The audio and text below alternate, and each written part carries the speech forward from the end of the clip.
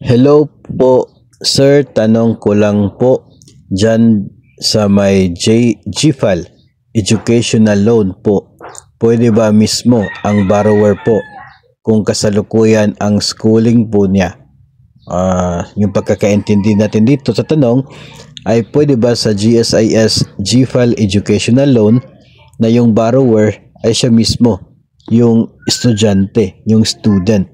So, ang sagot po natin dyan ay hindi. No, hindi po pwede. Kasi dito po sa GFAL Educational Loan, dalawang different individuals talaga sila. Iba si maker, yung borrower, iba po yung si student beneficiary. Na siya yung estudyante, siya din po yung beneficiary ng loan.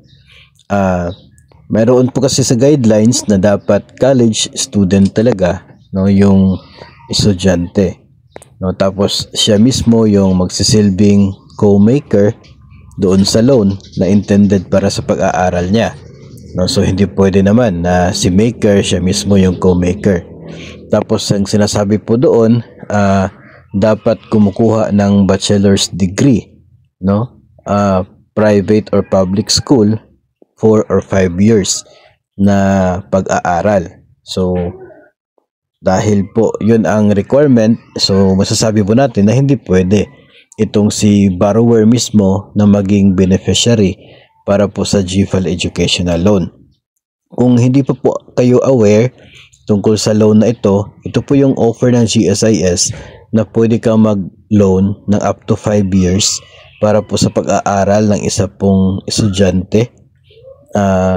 Tapos maximum of 100,000 per school year yung pwede po na ma-avail. Direct na babayaran ng GSIS yung paaralan, no, through your statement of account. So wala pong pera na mapupunta kay borrower.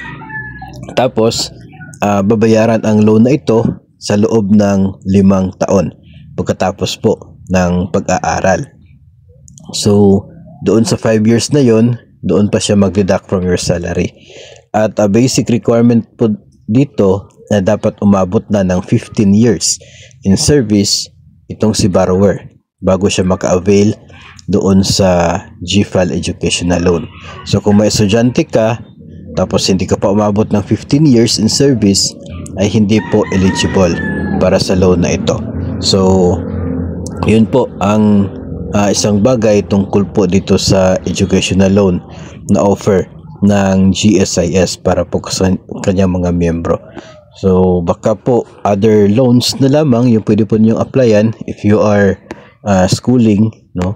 Baka pwede po kayo mag-apply ng MPL para magagamit niyo pambayad sa tuition at sa mga needs sa paaralan.